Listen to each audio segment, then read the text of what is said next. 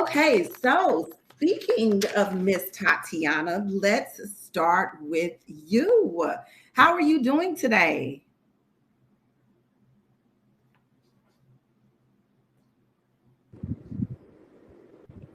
Give me one. You're fine. You are fine.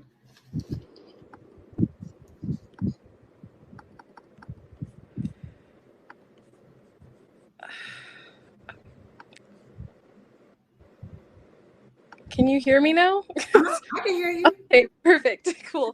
So I had the showing on my TV, and I think that was causing the echo for a second, but I fixed that and now it's all working fine. All I'm right, we're all good. We are all good. We're all learning in moving. So you are totally fine. So Miss Tatiana, Miss writer and director of Speechless, what a phenomenal film. That was a really good film. So I have so many questions. However, um, how about start off by telling us what inspired this film? I personally love musicals, and I did theater in high school, and my dad used to try to do stuff on Broadway, and my mom was a dancer, so like we're all just a bunch of little entertainers. And I actually had a film like prior to this where I had like very silent characters. It was mainly a montage. It was shown at this festival actually, and I really liked the idea of like the silent protagonist, someone who is shy and introverted, and have a hard time, speaking up, and they use their music as a tool to, you know, inspire or connect with people. So that's where my inspiration came from. Okay, awesome. So, you know what I personally enjoyed about this film, aside from the music and the singing, because that definitely drew me in, especially when the protagonist like got on the piano and just started just like Beethoven, like 3.0 it out or whatever. I thought that was totally cool.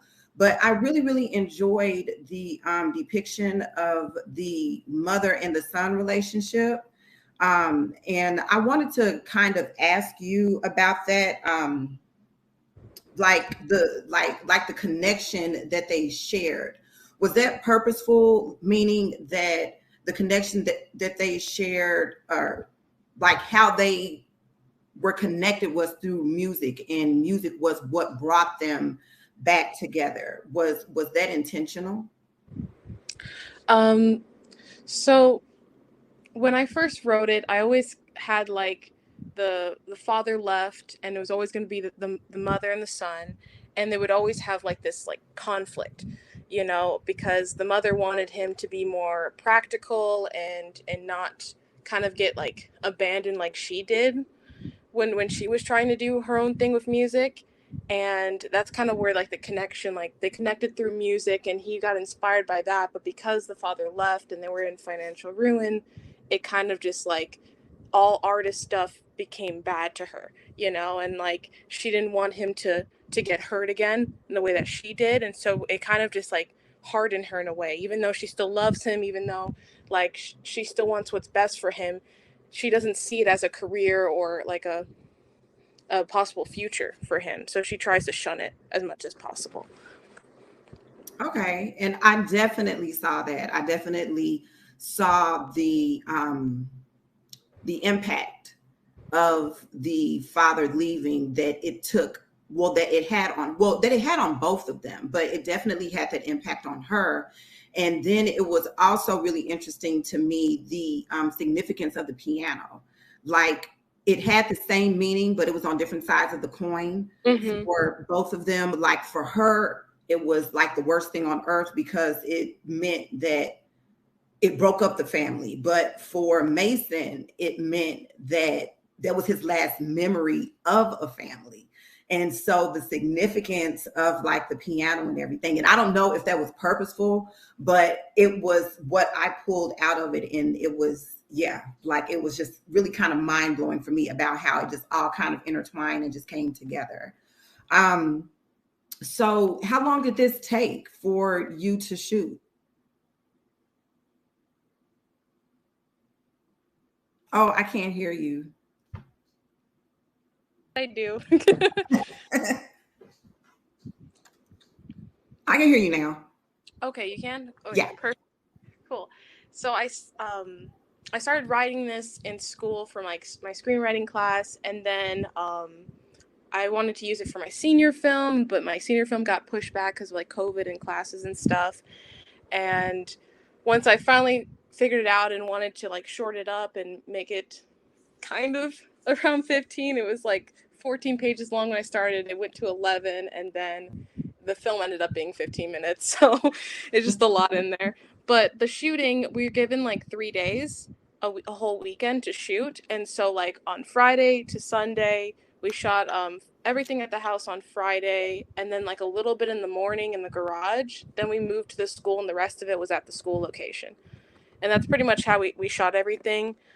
We did have another reshoot, but there were some complications in shooting that like allowed us not to continue the reshoot. So unfortunately there's a particular scene that I wish I could have reshot, but there were so many complications that it couldn't happen. Like literally, like we lost the piano, we lost the location. It was just like so many things that we couldn't get done in time, but we made it work with what we had. Yes, you did. You did. You made it work and it turned out beautifully. So congratulations. Thank you. So let me go over here to Hannah. Okay, Hannah, I see you. You writing, directing, editing, and listen, the editing on this. Wow. And then the ending was something else, like the dollhouse and the significance of that, and that being a young Lily beating her beating up the dollhouse. Maybe it's something we all probably want to do in our lives. I don't know. But first, congrats. So tell me a little bit about yourself. Tell us a little bit about yourself. Yeah. So I'm currently a graduate student at UT Austin. And I do consider myself a native South Texas. So I'm sure, I don't know if anyone knows where Kingsville, Texas is, but that's where I'm originally from. So it's like Corpus Christi area. And I actually studied architecture for my undergrad degree. Realized it, loved the training was fantastic, I think, to make films, to be a filmmaker, but the discipline was not something that I wanted to do. So I realized kind of doing that when I had more freedom, in like the later half of that degree, that I really wanted to make films. And my whole life I've grown up watching the Twilight Zone. So like the original 1960s, Yeah, 1950s Twilight Zone. So I'm just super inspired by that, but also by the way that film kind of is one of the best mediums I think we have to show life, like the emotions of life, like the time, intangible elements that are mixed with things that we see, hear, and feel every day. Um, and how those things kind of affect each other is what I love to explore in my films. Um, so I'm in my third year at UT right now. So I'm currently developing another project, but I'm really happy that, people seem to be responding and to this one. So it's a great honor. Well, you should feel honored, definitely. What inspired this film outside of the, which I definitely saw the Alfred Hitchcock vibe going on, definitely with the close-ups and the angles and everything. What inspired you to write this kind of piece?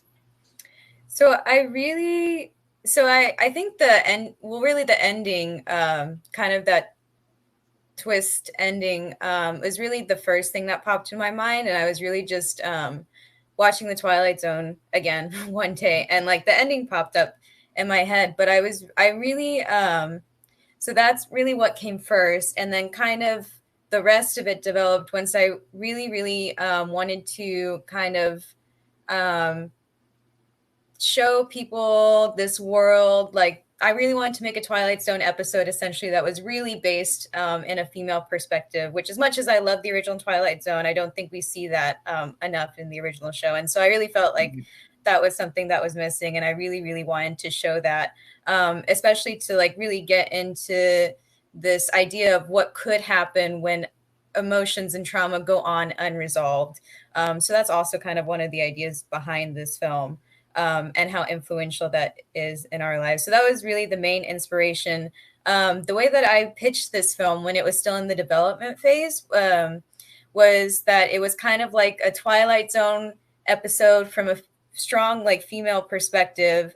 Takes place in the world of Luis Barragan, which is a modern Mexican architect. And so that's really what the set was inspired by. So those were like my main pieces of inspiration, and just really having people understand the perspective of this specific character was kind of like my ultimate goal.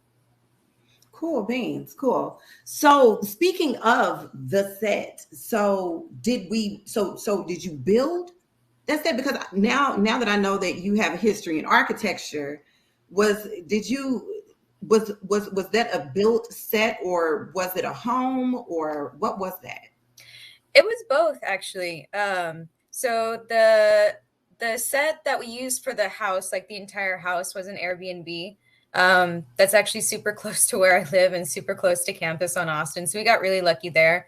But I knew exactly what I was looking for on the outset. Like, it had to really be that kind of colorful, and we, for us to be able to do the kind of lighting we wanted. And so that house we got really lucky with. It was perfect. And so it was an Airbnb.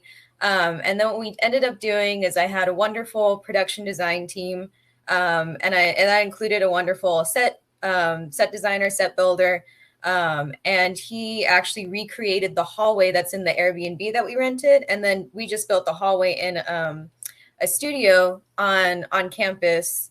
And we were able to use that. And so we were able to use that set for like, kind of like the destroying everything, the stuff where it's really surreal and like inner mind, and we're able to like break up the floorboard. So that was all done in a studio, but we, in the editing, we kind of like connected together to fit with the Airbnb. So it was really both. That is so cool. That was done perfectly. So bravo to you for your editing skills and the continuity and pulling that off, because yes, you did an amazing job. So back to you, Tatiana. Now, were outside of the young lady, were any of the other actors, were they musicians or artists? So our main character Mason, which his name is actually Mason. Yeah, I saw that in the credits. I was like, oh, okay. Yeah, I actually met him through his father, Todd Shepard, and he was looking for filmmakers to film a showing of Into the Woods that they did at a charter school. So we're like looking at the charter school to see if we can film there. We didn't end up filming there, but I got to meet Mason and his brother, and they auditioned for the film, and I fell in love right away. So That was his brother that played his friend. That's his brother. Okay. Well, no, his brother was his younger version of himself. Oh, okay. Okay. All right. And then the friend was someone like kind of like a last minute audition. He came in, and then we had them pair up together. He said he had experience in ballet, but I haven't heard him sing or seen him do anything musical wise. But pretty much everyone else has a little bit of a music background in some sort of way. But Mason definitely does. That was awesome. In the sign language, did they have to learn sign during that time? So I had a friend who had an interpreter, so every time I was like writing the script, we sent it to her to interpret it. But Mason himself was already taking classes, so every time like I revised the script, he would be practicing it. And I'm sure there was probably better ways to sign it, but I did know that he was doing his research as we were going through rehearsals and stuff. That was cool. That was very, very interesting for someone to be an introvert and to the point of just not speaking. That was a very challenging way to interpret his state of mind, like his state of being. Hannah, so for you, the film itself, is there anywhere else that we can see this film? It's going in the festival circuit right now, so it's played at a few other festivals before this one, which we've been really excited about. And then it's actually showing tomorrow. They're showing it in San Marcos for the Lost River Film Festival, and it's playing a couple times. They're playing it at a couple venues, which is great because I have to double check. Tomorrow it's going to be at the Price Center on San Antonio Street. And then they're showing it at another venue, which they have on their website. But I know that one's for free to kind of support and promote local art and artists. Oh, okay, cool. Same question for you, Tatiana. So I actually just came from a film festival here in Arizona, and it was the Peoria Film Festival. It was last weekend, and then literally next weekend I'm gonna go see you guys soon. So that's Awesome. exciting. So far I've sent it into some stuff around my area. I haven't heard anything back yet, so I'll find out probably around December if I got into any more festivals. Looks like we do have a few questions from our audience. I am trying to actually get access to those. Hold on for just a moment for me, ladies. Let me see.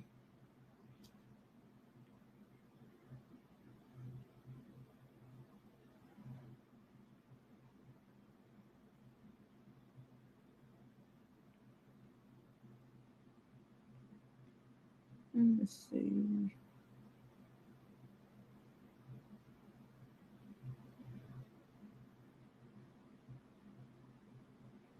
But yeah, I was a little confused on that one too.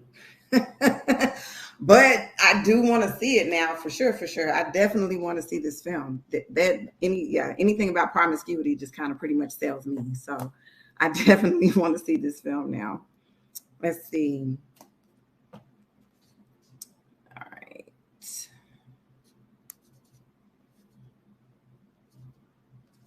Oh, okay.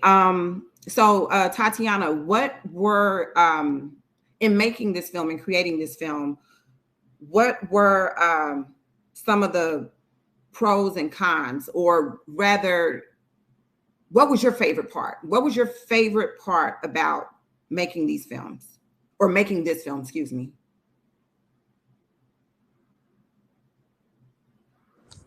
So my favorite part. Oh, this is a tricky part. I mean, I come from a school that's like kind of very small, and we've come very close with each other, and it's like one big family, you know. Right.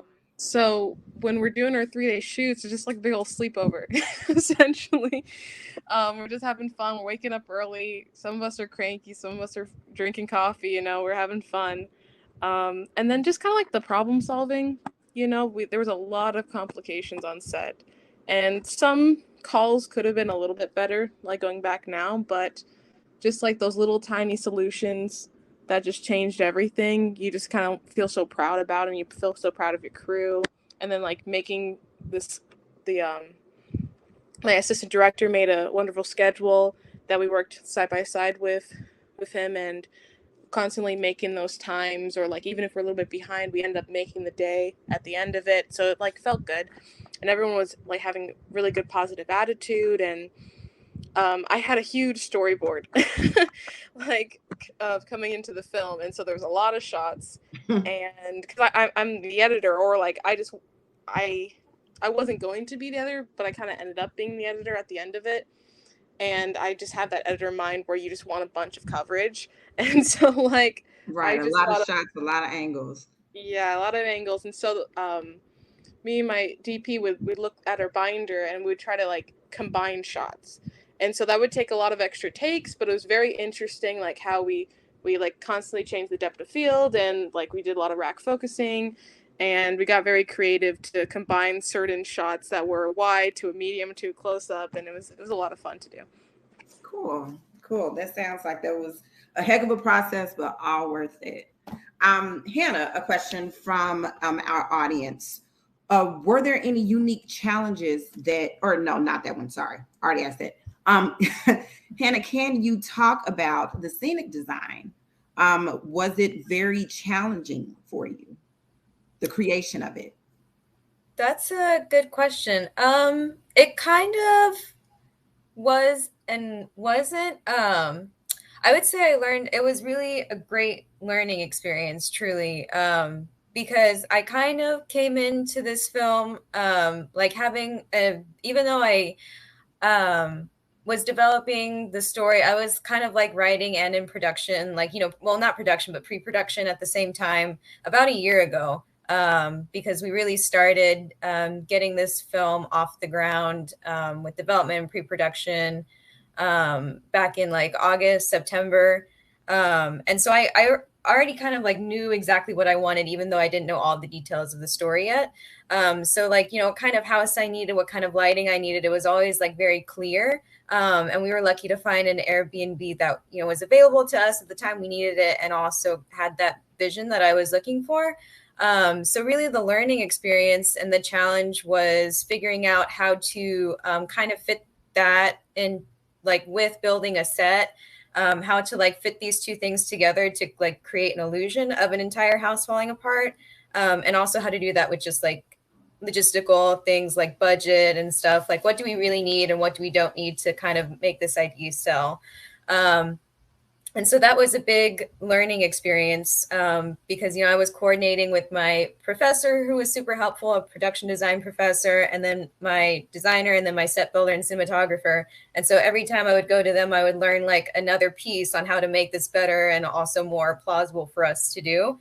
So yeah, I would say that was kind of the challenge because I'd never done that before, but it's like once I was in it, I was really learning a lot, and you know, having it all come together because I had such talented people who were really dedicated to bringing the film that I wanted to create and who were able to like bring in their ideas. That's what really made it possible in the end. So I'm very grateful that I had those people working with me. And that's kind of how it was like, well, I already knew exactly what I wanted, but I really had a lot of people helping me to kind of figure out the best way to do that. And yeah, that's kind of how it was a big collaboration effort too. Awesome. And it seemed like even though it wasn't, you know, it was a short. So how long was it again? About 10 minutes. So about 10 minutes. That was a lot of I guess you could say set work, creative work. And I mean, you could just tell, you know, that there was a lot of work being done in that condensed amount of time. So kudos to you. I have this funny question. The actress, what was that young lady's name? Oh, the young girl was Natalie Mole. Natalie Mole. Mm-hmm. Did she mind getting dirty and like having like all the dirt and like everything like kind of being poured down on her when she was doing the crawling? Oh, the older, like the adult actress Yes. was Sarah Colby. Yeah. And she was great. No, she was like a wonderful sport about everything, and she was so easy to work with. We were like, do you mind doing this? And she's like, yeah, it's fine. She was very easygoing. I really enjoyed working with her. But yeah, she didn't mind it at all, and we were trying to like be very careful, and she was like, she was like, don't even worry about it. Just pour it down on me. Just come on, Yeah. just bring it on. I can appreciate that. Tatiana, what genre of films do you enjoy? And did that inspire your film in any way? I actually wrote down that question for Hannah, but I can Oh, answer you it. did? Oh, shoot. Okay. Okay. Tatiana, Hannah, that's for you. Sure. Can you repeat the question again? Absolutely. What genre of films do you enjoy? And did that inspire your film in any way? Yeah, so my genres, I'm actually just a big genre person in general. I love the study of genre. When I was studying abroad in my undergrad, I took a action adventure cinema genre class. And I love the professor, so that kind of like um, opened up my eyes a bit more to like the study of genre and like the symbolism and how like one can put these things together and create a whole new perspective on something that we've maybe seen a lot before. But in general, I always grew up watching sci-fi, action, horror. It was funny because my mom's favorite film is The Shining. And so The Shining, as we got more into the production of the film, also became an inspiration for the piece, especially in the music too, in the production and the music. And Hereditary, oddly enough, which I actually only saw once in theaters. I mean, I thought it was great, but it was funny because this was, way before I was a filmmaker, a graduate student. I just thought, if I were to make a film, I feel like that's how I would edit it. And then I ended up taking a lot of inspiration from that too. So I really just love the study of genre in general. My favorite film is A Girl Walks Home Alone at Night, which I just think is brilliant, which of course is like this beautiful Western horror classic mix vampire film with, a surprise, kind of also a surprise ending. And so those are really the things that inspire me, because at the end of the day, it's like what all these things are doing are really just getting at the emotional story of the piece.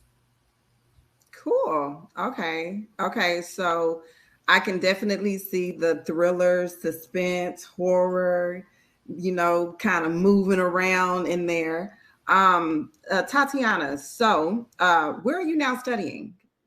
And what can you say about that program?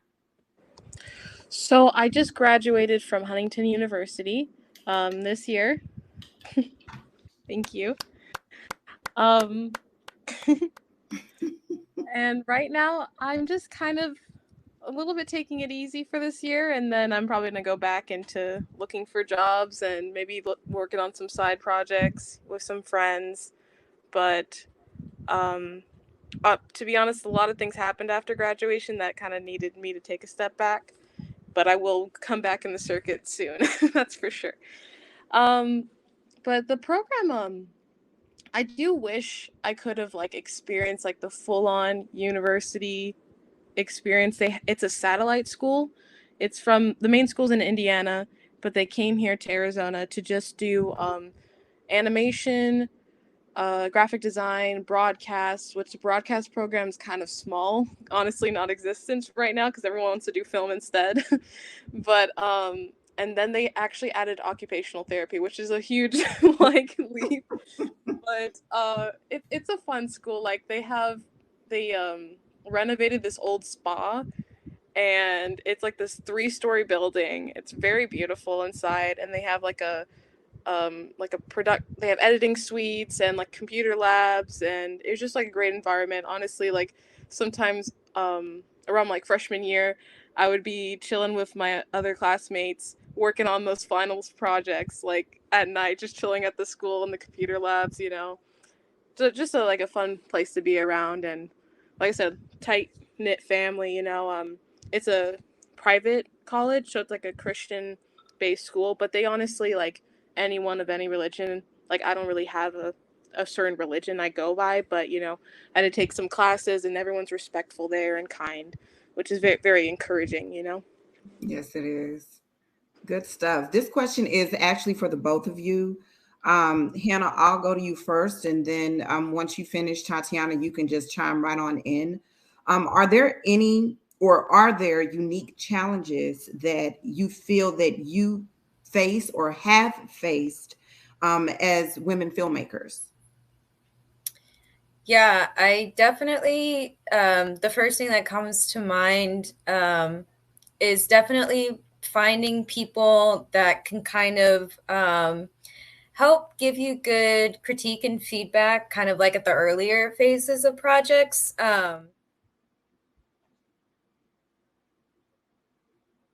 Where did she go? Hannah? Well, I the don't know where she the went. the cafe thing just popped up. Maybe she went there. I just I don't know. It's just like she just literally just disappeared. What? oh There she goes. Okay, sorry. Don't know what happened, but glad you're back. Yeah, I don't know what happened either, but glad I'm back too. Yeah, sorry about that. No, no worries. But yeah, I would say like I don't know what's happening. I literally have no clue what's happening. I'm so sorry, That's Hannah, okay. because I'm really trying to listen to your answer. I know. I'm kind of scared to speak because I feel like if I start, it'll do it again. Okay. So the mic moved towards you, so maybe that's a sign that everything Okay. is all good. Okay. But yeah, I would say like definitely the biggest for me, the most notable challenge perhaps has been like finding people that can give you good feedback in the development phase. Mm. Because it was really funny.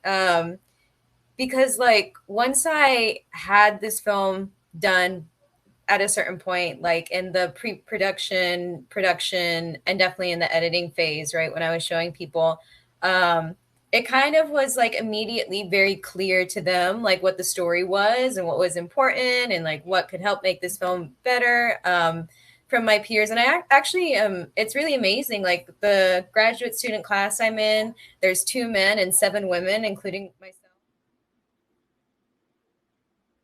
I don't know. It sucks. I'm sorry. We'll give it a second. Maybe she'll come back. Yeah, maybe she'll come back.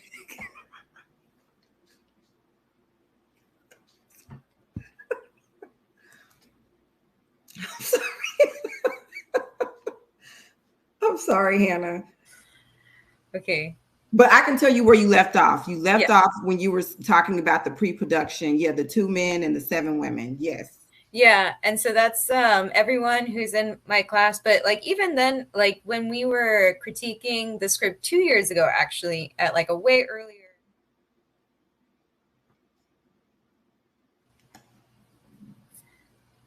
This is so weird. I've never used this platform before, so this is all new to me.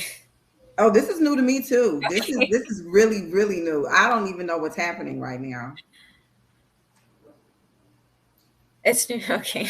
Good to know. Like, my goodness. Okay. Okay, I'll try to finish quickly. But basically it's like even with that kind of like diversity in the class, it's still even like with certain professors, right? It's still hard to like really get your idea across in like an earlier developmental stage than it might be for like other people who are like trying who are developing their stories. So 2 years ago when this like script was in the developmental phase, like people kind of kept giving me advice, my professor kept giving advice, who professor is very different demographic than I am, and I was just like very unhappy at the time with the way the script was going. It was very like event, traditional like event based plot, which is ultimately was not the way to get at the emotional story that I was trying to tell, which I felt like I really did in this film. So I'm very happy with the way that every other part of the phase went. I'm very happy with the way the film ended and like the what we've shown now and what we are showing people. I'm very happy with. But my creative producers, who I met when I was an undergrad, one of them was in architecture school with me. Her name's Carrie Ann, and that's why I especially thank them because she was kind of the first one to give me the right piece of advice to be like, well, you really need to do this with your story in order to achieve what you're trying to do. And it kind of was like mind blowing. Like it was just 3 words that I was like, oh my God, you're totally right. This is why I'm very unhappy with it up until now. And so it was like after that, then it kind of like everything opened up and I was able to like finally figure out how to make the film that I wanted to make. But I've noticed that that's, happened not just in this project, but in other projects too. So to be like of a certain demographic and to be out of a project, like have it at a really early phase when you're trying to figure out how, you achieve what you want and you kind of do the normal route of like just showing people and getting feedback, it doesn't always work. So it's really important to surround yourself with people who really understand not only you as like a woman filmmaker, but just you as a person and what you're ultimately like really trying to do and have them support you that way. Good. And you are so, so right. And, all it takes is just that one person. All it takes is just that one person just to change the trajectory or to give you that epiphany, that aha moment that will totally take you in a whole different direction. So brava to you. And now you, Tatiana, I hope and pray, fingers crossed, toes crossed, eyes crossed, that we're not going to have any disappearing acts. But the question posed to you, do you need me to repeat it? Yes, please. Cool. Okay, so are there unique challenges that you feel you face or have faced as a female film director? So when I first started at Huntington, I came into a class full of guys. I was basically like one of the 2 or 3 girls that was in that class. And I came like an off season. As I kept going, the underclassmen had more females in it, which was great. You know, they had like great female cinematographers, great female directors. I unfortunately haven't got a chance to work with any of them because I ended up working with most of the guys. But that was always just kind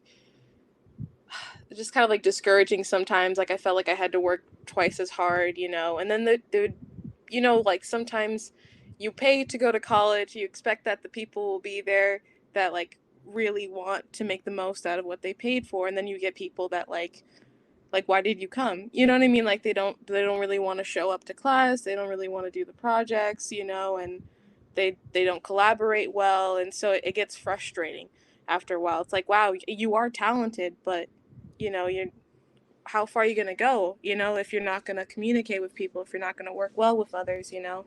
And so that would always be a frustrating part, and I would have to like, because you know, I feel like as a female they'll look at you a certain way if you act a certain way, Mm-hmm. you know. And it's like I'm like trying my best to like phrase things differently and tone things down, because I can be pretty like perfectionist on certain things sometimes, like just how the way I was raised. I have a very like perfectionist mother. She's amazing. She used to be a showgirl. She's been on TV before. Like just like she's an excellent cook. She just like does everything she can do, you know. She's like currently doing ballroom dancing because she retired from that, you know. And she just kind of does what she wants, you know. And she doesn't let anyone stop her. So it just the struggles like being around all those people. Luckily, a lot of the guys there that I have became friends with, they're pretty encouraging, and they would ask me to help on projects. Like one of my friends, Wilson, he was the colorist and the sound mixer. We had a lot of issues with sound at first, and the coloring was just very last minute when I turned it in to my class. And so like after it was over, I reached out to him. I said, "Hey, I know you graduated, but like could you help me on this project?" And he was totally down to help me out. He was a great friend, very positive role model, and just like a hardcore Christian, you know. Um but I just like it was nice to have those people supporting me, even though it did feel kind of like intimidating sometimes. And I mean that's pretty much it for the challenges. Kind of piggyback off of what Hannah says, I did get a lot of people looking at the script, and it's hard sometimes, you know, because they'll be like, "Oh, it's too long. You're not going to get into film festivals if it's too long. You got to cut this out and cut that out." And one of my teachers like brought up like, "Well, you have 3 different stories right now. Pick one." You know. And I was like, I want it all in there, and I want the friendship, and I want the romance, and I want the mom, you know. And I just don't want to like take too much away from each of them, but I had to pick which ones were my strongest points and stick to that. And I realized that the romance was more like a side story, not really the main story.